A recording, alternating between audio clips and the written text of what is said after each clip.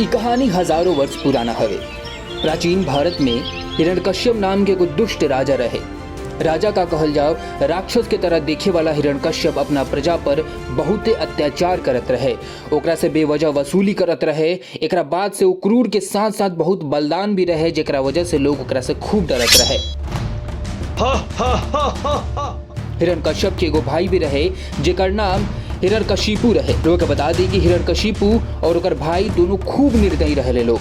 हिरण्यकशिपु के अत्याचार बढ़ते देख के भगवान विष्णु ओकरा के मार दिले।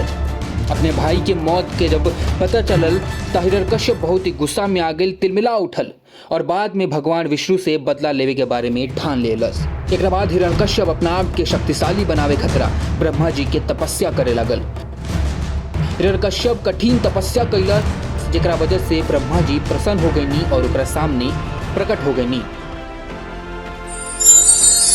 वत्स, हम तुहार तपस्या से प्रसन्न बानी, बतावा तारा का वरदान चाहिए।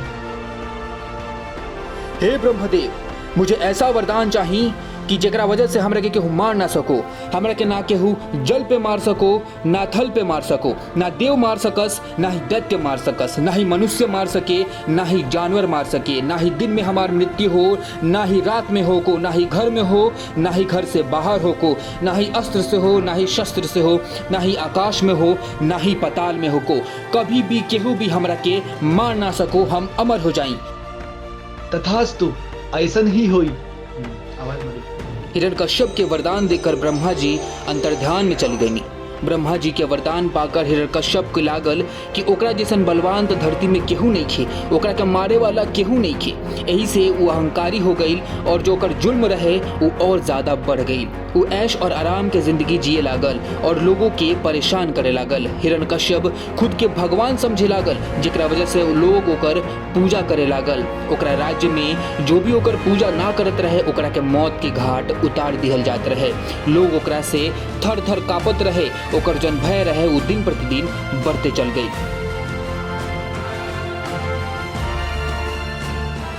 हिरण्यकश्यप की एगो बेटा भी रहे जेकर नाम प्रहलाद रहे। प्रहलाद एकदम शांत और धार्मिक प्रवृत्ति के लइका रहे। वो भगवान विष्णु के परम भक्त रहे। प्रहलाद अपन पिता के बात कभी ना मानत रहे, ओकर पूजा अर्चना भी ना करत रहे। वो हमेशा भगवान विष्णु के पूजा और अर्चना में डूबल रहत रहे।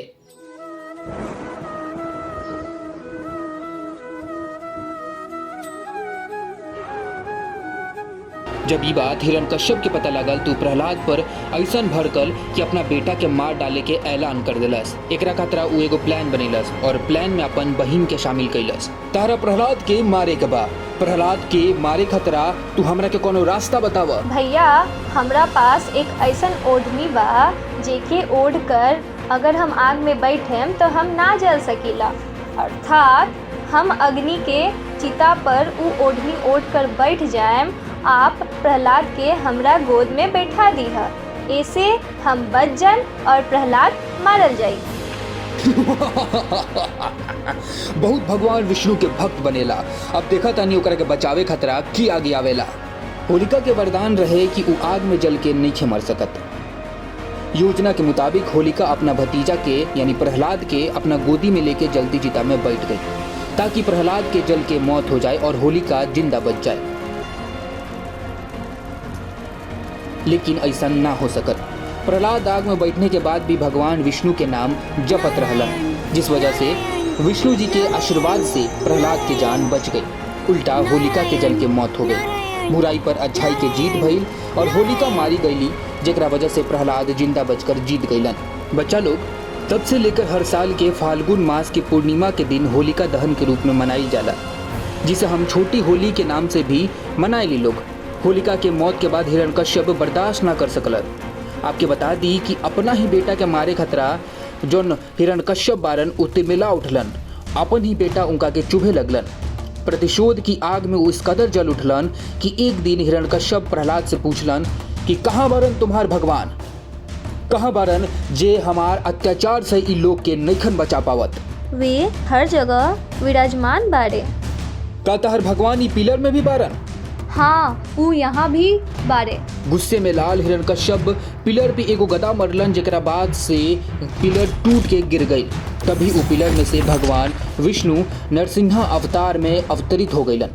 भगवान नरसिंह आधा सिंह रहलन और आधा इंसान। जौन वक्त में वो प्रकट भइलन तब ना दिन रहे और ना ही रात रहे। उस वक्त दिन ढलत रहे, यानी ना दिन रहे ना रात रहे, उ शाम के वक्त रहे।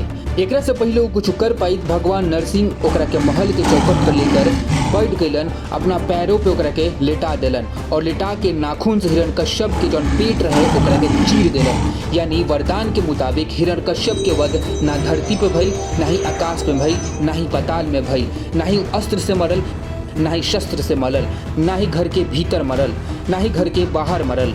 हिरण्यकश्यप के अत्याचार से प्रजा जन रहे मुक्त हो गई भगवान विष्णु के कृपा से। भक्त प्रहलाद के भगवान विष्णु रक्षा कैलन।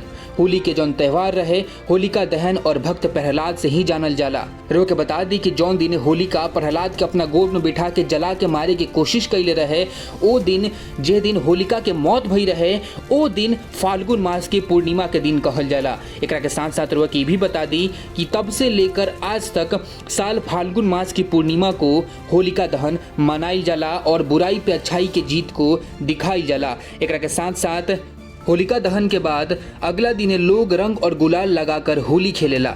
बच्चा बुराई के अंत के प्रतीक हवे होलिका दहन, जेकरा वजह से होलिका हर साल जलाई जाला।